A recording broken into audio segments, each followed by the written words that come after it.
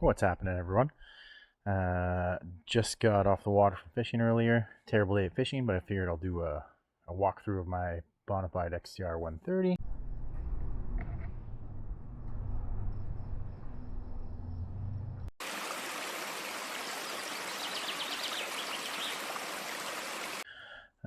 Not that anyone's asked, but I figured I'd do it and let people see what I've got rigged up.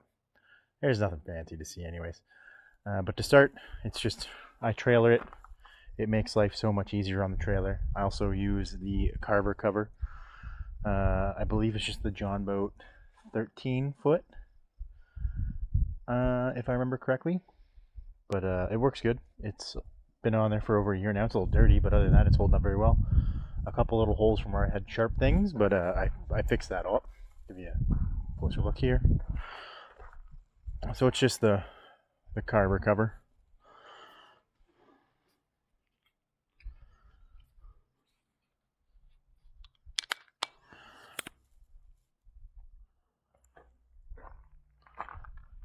Give you the full 360 look here.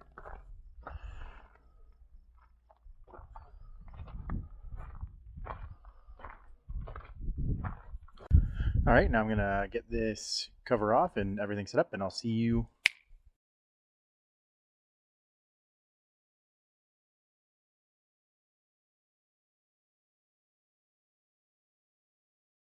right now.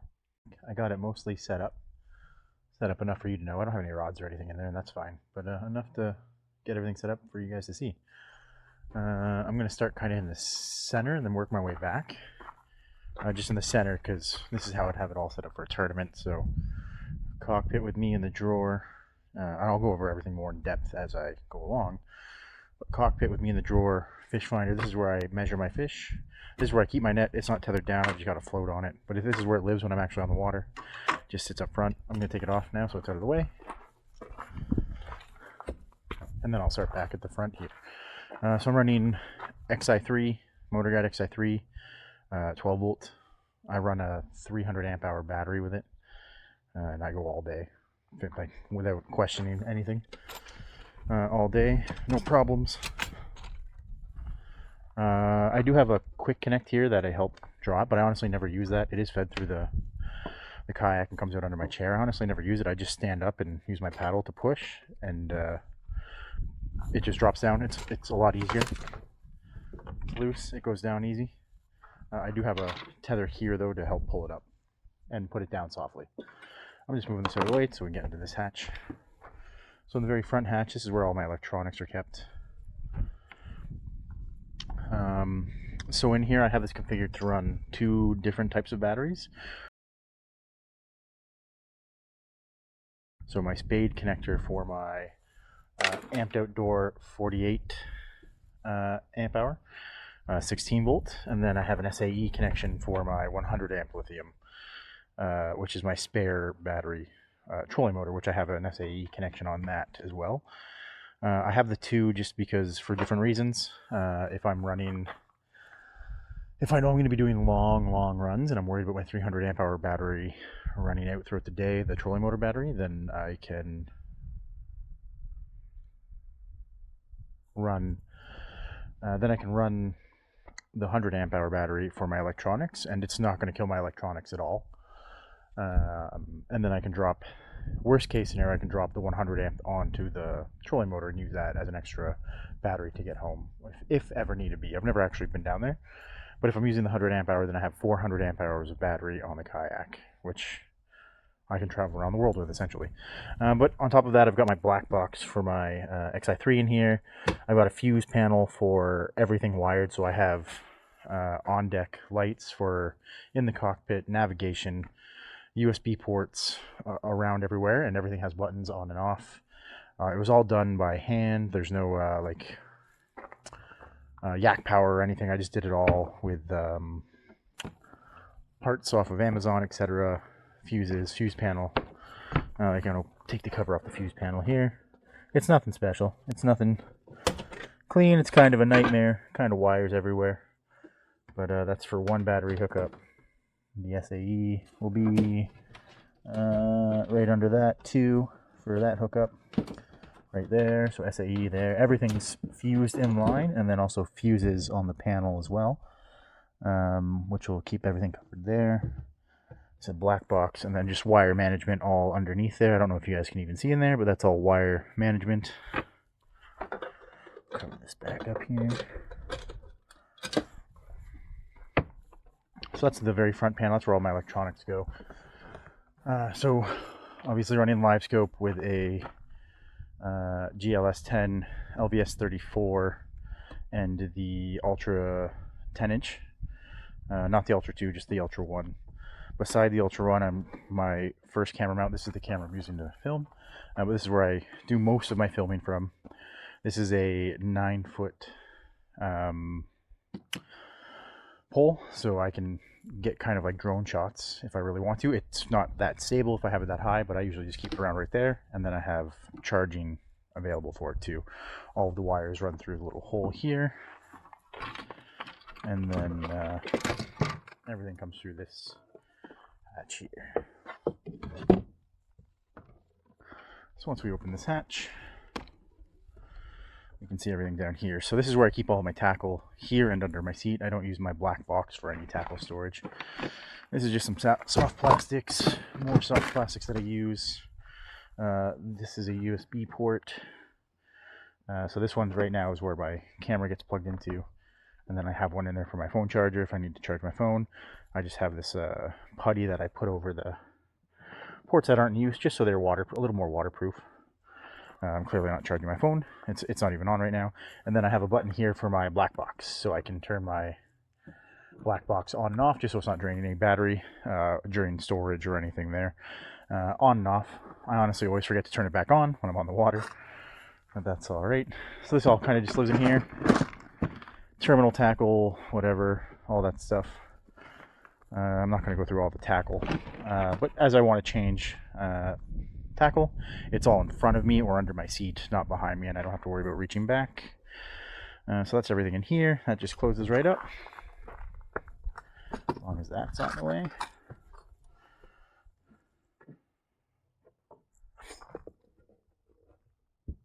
I'll clip that down later.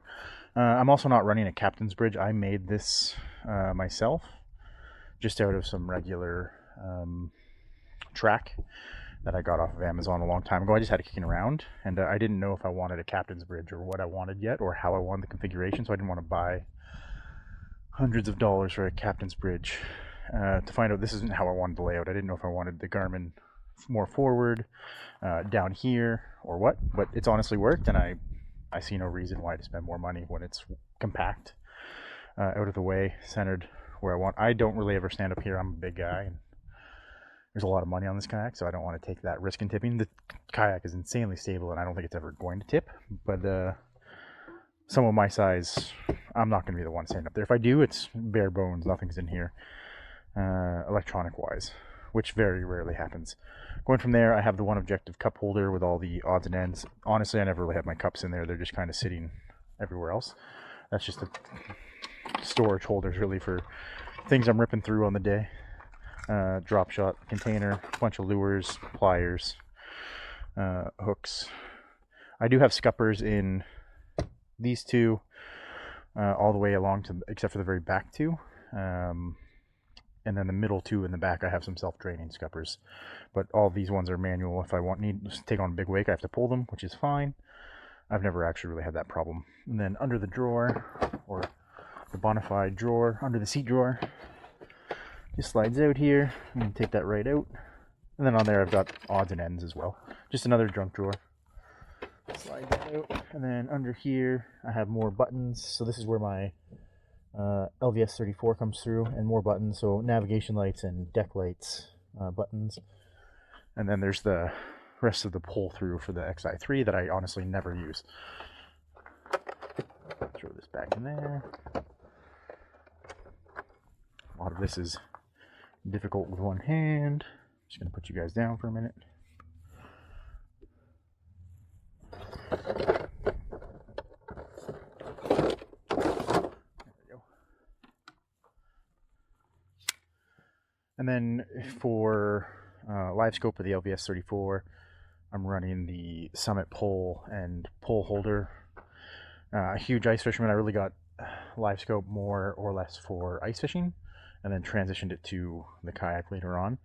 But I already had everything Summit wise for ice fishing, so it was just an easy transfer to the kayak from ice fishing. I already had the pole and everything else. I just needed really to get this, and that was good to go. It is all hardwired in the kayak, so that's where it lives all summer long. But in the winter, it's all pulled out, put back into the ice shuttle for ice fishing. Moving down here, we got the Millennium seat. I use an inflatable life jacket, XI3 remote. That's about it there. Nothing special with the seat, other than it's comfy. This is where I put my LiveScope on this side. So yeah, behind the seat is where I keep my cooler. Self-draining scupper plugs, homemade ones. They're not terrible, not great. Other camera mount. So this is where I keep my XI4. I keep my XI5 up at the front. Everything I run is Insta360. I enjoy it. I know some people don't, some people do. I do. And then my black pack. So black pack has the mesh pocket on the front. In there I'm keeping bug spray, sunscreen, some rags, some cordage, etc. And then 13x16 black pack with 10 rod holders. I usually have them all full. But in here there's no tackle or anything. It's just where I'm going to keep extra devices for the extra cartridges for my life jacket, bug screen, bug cover, some gloves, odds and ends, my 360 light and flag, water, toolkit, first aid kit, little things while I'm traveling. This is where a lot of stuff goes as well for the kayak, so a lot of stuff will be packed in here while I've got the cover on, etc. And then moving to the back is where I keep the EcoWorthy 300, which is a 12 volt 300 amp battery. This is the big boy. It is Bluetooth, so I can see the usage and everything on it, which is great. This is hooked up through the hull, running to the front to the trolling motor. I do have my fuse close to the battery, so that's a 60 amp fuse. And then back here as well, I have another USB port. And that USB port's going to charge the X4. Insta360 X4, and then my paddle just sits on this side. I do have side view here, just clicks up and down. I do have two rod holders on the side. This one is really just when I land a fish, I can just throw my rod in here and have somewhere to keep it out of the way and messy. And then if I do ever troll, I use that one as well, but for the most time I only have the one on there. When I'm on the water, my paddle's just chilling here. It sits in that clip, and then it just locks in behind there. I've never had it fallen off. I only ever really use it to launch and get back to the dock. Other than that, that's it. That's the Bonafide XTR-130 for me. It's a beast. I've never had any issues with it. This will be my second full year running it, and I'm a large man, and it feels like it doesn't even have me on it. Now it sucks to move, but it's great. I love it.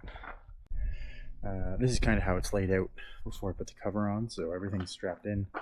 I've got these pool noodles on the sharp ends of the cradle for the graph, because that's what actually wore holes into my cover.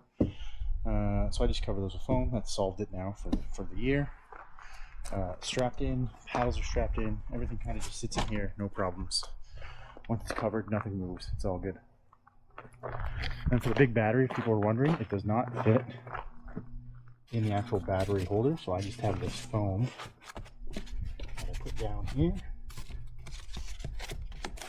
and it actually makes it perfectly level, and now the battery fits here to here. It's the foam that came with the battery as well, so it was a win-win all around. I do strap my battery in, but I just leave that in there for now.